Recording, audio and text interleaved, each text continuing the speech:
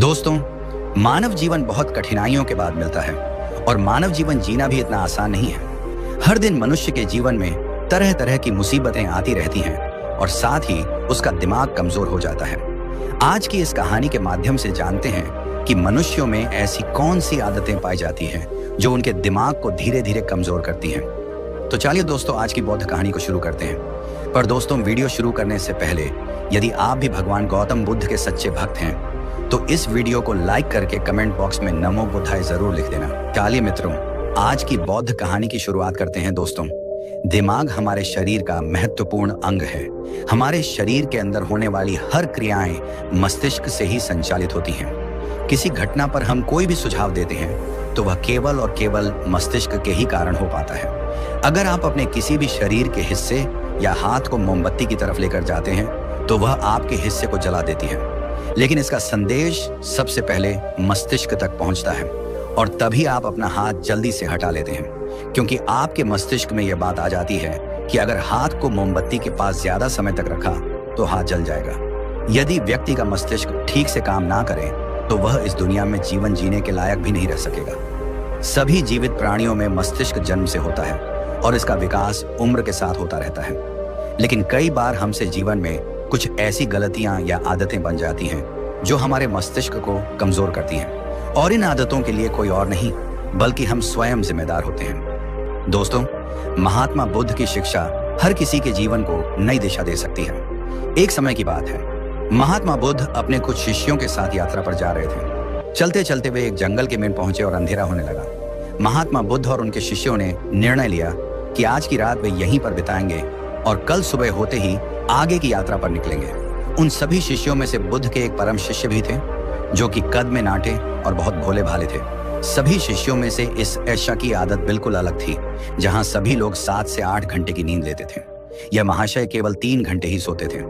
इनका मानना था कि जो लोग अधिक सोते हैं वह आलसी होते हैं। महात्मा बुद्ध के इस शिष्य को भोजन करना बहुत अधिक पसंद था। जब वे भोजन करने बैठते थे तो अन्य सभी शिष्यों के हिस्से का भी भोजन कर लेते थे। इसी प्रकार उनकी कई ऐसी आदतें थीं जो अन्य शिष्यों को परेशानी में डाल देती थी। उस रात जब महात्मा बुद्ध और उनके शिष्यों ने जंगल के किनारे पर डेरा डाला, तब दूर दूर तक पानी की कोई व्यवस्था नहीं दिख रही थी।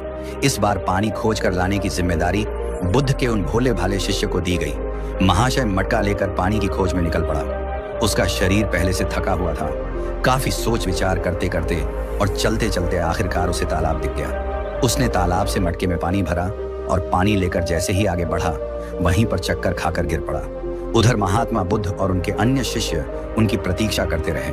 जब प्रतीक्षा में पूरी रात बीत गई, तब अगली सुबह महात्मा बुद्ध स्वयं अन्य शिष्यों के साथ अपने उस शिष्य की खोज में निकल गए जो रात से वापस नहीं लौटा था। सभी लोग उसे खोजते हुए तालाब के पास पहुंचे और मूर्छित हुए शिष्य को होश में लाने का प्रयास किया। जब वह शिष्य होश में आया और महात्मा बुद्ध को अपने सामने देखा तो चौंक गया। उसे कुछ भी याद नहीं था कि वह तालाब के पास क्या कर रहा है। उसके इस व्यवहार को देखकर अन्य सभी शिष्य उस पर हंसने लगे और उसे मंद बुद्धि कहकर चिढ़ाने लगे।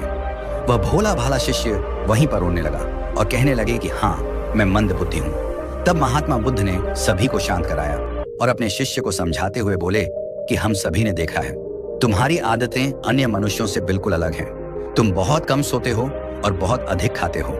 मैंने तुम्हारे अंदर एक नकारात्मक जीव को महसूस किया है जो तुम्हारे मस्तिष्क को दिन रात कमजोर कर रही है। तब वह शिष्य और अधिक तेज से रोने लगा और कहने लगे कि गुरुदेव, अब आप भी मुझे मंद बुद्धि कह रहे हैं। तब महात्मा बुद्ध ने कहा कि नहीं, ऐसा नहीं है। तुम एक होशियार और बुद्धिमान मनुष्य हो, किंतु तुमने कुछ ऐसी आदतों को पाल रखा है जिसके कारण तुम्हारा मस्तिष्क कमजोर हो रहा है। तब शिष्य ने कहा कि हे गुरुदेव, ऐसी कौन सी आदतें हैं जिनसे मनुष्य का मस्तिष्क कमजोर होता है। तब महात्मा बुद्ध ने कहा कि आज मैं तुम्हें बताता हूं कि ऐसी कौन सी आदत है जो मनुष्य के मस्तिष्क को कमजोर करती है। मेरी बात को सभी लोग ध्यान से सुनना। महात्मा बुद्ध ने बताना प्रारंभ किया। पहली आदत, नींद के महत्व को समझने में भूल करना। कई ऐसे व्यक्ति होते हैं जो नींद को गंभीरता से नहीं लेते हैं। उनका यह मानना होता है कि ज्यादा सोना समय की बर्बादी होती है। यदि वे कम सोएंगे तो अधिक कार्य कर पाएंगे और अधिक सक्रिय रहेंगे, जबकि यह सोचना बिल्कुल गलत है। नींद हमारे शरीर की एक मुख्य आवश्यकता है। दिन भर काम करने के बाद जब शरीर थक जाता है तो उसे कम से कम 5 से 6 घंटे की नींद की आवश्यकता पड़ती है। तभी जाकर वह अगले दिन के लिए सक्रियता से तैयार हो पाता है। कम सोने वाले व्यक्तियों की मानसिक क्षमता भी कमजोर मानी जाती है। इसीलिए मस्तिष्क को तरोताजा और तेज रखना है तो रोज 5 से 7 घंटे जरूर सोए। दूसरी आदत आवश्यकता से अधिक भोजन करना। कई व्यक्ति ऐसा सोचते हैं कि एक ही जीवन मिला है, इसलिए इसे खाने पीने और मौज करने में बिताना चाहिए, और इसी सोच के कारण वह आवश्यकता से अधिक खाना खाने लगते हैं। ना तो उनके खाने में किसी प्रकार की कोई गुणवत्ता होती है और ना ही वह कभी खाने की मात्रा पर ध्यान देते हैं। कई लोगों को लगता है कि अधिक खाने से शरीर को अधिक ताकत मिलती है, जबकि ऐसा कुछ नहीं है। अधिक खाने से शरीर में केवल बीमारियां ही लगती हैं, कभी पाचन संबंधी बीमारी तो कभी शरीर का मोटापा। यह सब कुछ खाने की गलत मात्रा और उसकी गुणवत्ता के कारण ही होता है। जब व्यक्ति का शरीर बीमार रहेगा तो इसका असर मस्तिष्क पर भी होगा। इसलिए अपने मस्तिष्क को तेज रखने के लिए सही मात्रा में और सही गुणवत्ता वाला भोजन करना चाहिए। तीसरी और खास आदत, खुद को कार्य करने की मशीन समझना। इस संसार में कई ऐसे व्यक्ति हैं जो दिन रात काम के पीछे भागते रहते हैं, और इस बीच ना तो वे अपने शरीर को आराम देते हैं और ना ही कभी अपने परिवार को समय देते हैं। ऐसी आदतों से उनके जीवन में तनाव बढ़ जाता है और एक दिन ऐसी थकान हो जाती है कि फिर वह पहले के जितना सक्रिय नहीं हो पाते हैं। इसलिए अगर आप भी खुद को कार्य करने की मशीन समझ रहे हैं तो आप अपने शरीर को खराब करने के साथ साथ अपने दिमाग को भी खराब कर रहे हैं। इस आदत को आज ही खत्म करें और एक सामान्य जीवन जितनी आवश्यकता है उतना ही कार्य करें। चौथी आदत, बुरी आदतों की भरमार रखना। कई व्यक्तियों में आलस्य इतना अधिक होता है कि वह किसी भी काम को ठीक से नहीं कर पाते हैं। उनके शारीरिक और मानसिक शक्तियों में अक्सर कमजोरी पाई जाती है, और इस कमजोरी का मुख्य कारण होती है उनकी गलत आदतें, काम को टालना, आवश्यकता से अधिक सोचना, बेकार की बातों पर चिंता करना। ये सभी दिमाग को कमजोर कर देने वाले लक्षण होते हैं। इसलिए यदि सही जीवन जीना है और दिमाग को तेज रखना है तो सबसे पहले अपनी बुरी आदतों को खत्म करें। पांचवी आदत, खुद की बुराई और कमजोरी देखना। कई बार व्यक्ति के सामने ऐसी परिस्थितियां आ जाती हैं जिनमें वह खुद को असहाय और कमजोर अवस्था में पाते हैं, लेकिन इस अवस्था से निकलने के स्थान पर वह स्वयं को ही कमजोर मानने लग जाते हैं। खुद की बुराई करना और खुद को कमजोर देखना इंसान की सबसे बड़ी गलती होती है। यह कार्य जीवन में कभी नहीं करना चाहिए, क्योंकि यह आपके जीवन की प्रगति में बाधा बनती है। इससे आपके मानसिक स्वास्थ्य को हानि पहुंचती है, आत्मविश्वास में कमी आती है। अपने दिमाग को तेज बनाए रखने के लिए खुद की बुराई कभी दूसरों के सामने नहीं करनी चाहिए, या स्वयं ही स्वयं की बुराई कभी नहीं करनी चाहिए। स्वयं को सकारात्मक बातें बोलनी चाहिए ताकि दिमाग सही दिशा में कार्य कर सके। छठी आदत, दिमाग में अतीत की नकारात्मक बातों को इकट्ठा रखना। कई बार व्यक्ति के जीवन में कुछ ऐसी अप्रिय घटनाएं हो जाती हैं जिन्हें वह चाहकर भी नहीं भुला पाते हैं, लेकिन एक सत्य यह भी है कि आप पीछे के समय में जाकर उस घटना को नहीं बदल सकते हैं। वह समय तो बीत चुका है और उसका जो भी प्रभाव आपके जीवन पर पड़ने वाला था वह पड़ चुका है। तो फिर दिमाग में अतीत की यादों को रखना कूड़ा इकट्ठा करने के समान ही होता है। जब अधिक कूड़ा इकट्ठा हो जाता है तो उसमें से बदबू आने लगती है और वह सड़ने लगते हैं। दिमाग के साथ भी कुछ ऐसा ही है। आप जितना अधिक पुरानी बातों को और नकारात्मक बातों को इकट्ठा रखेंगे वह आपको उतना ही अधिक परेशान करेगी। इसलिए जीवन में हमेशा आगे की ओर देखना चाहिए और पुरानी बातों से जितना जल्दी हो सके पीछा छुड़ाना चाहिए। सातवीं आदत, दूसरों से अधिक उम्मीदें रखना। संसार में एक से एक दयालु और सच्चे व्यक्ति हैं जिन्होंने सभी की सहायता की है, किंतु कई बार हम अपने आचरण के कारण दूसरों से भी आशाएं लगा लेते हैं कि वह भी हमारी सहायता करेंगे, और जब वह हमारी सहायता नहीं करते हैं तो हमें कष्ट पहुंचता है। इस संसार में कोई किसी का नहीं है, इसलिए दूसरों से आशाएं लगाना आज ही बंद कर दीजिए। कोई आपकी अपेक्षाओं को पूर्ण नहीं करने वाला है। यह आदत आपके दिमाग को कमजोर बनाती है। यदि अपेक्षाएं करनी है तो स्वयं से अपेक्षा करो ताकि जीवन में कुछ बड़ा कर सको। दूसरों से अपेक्षा तो केवल और केवल दुख ही देती है। आठवीं आदत, बुरे लोगों का साथ नहीं छोड़ पाना।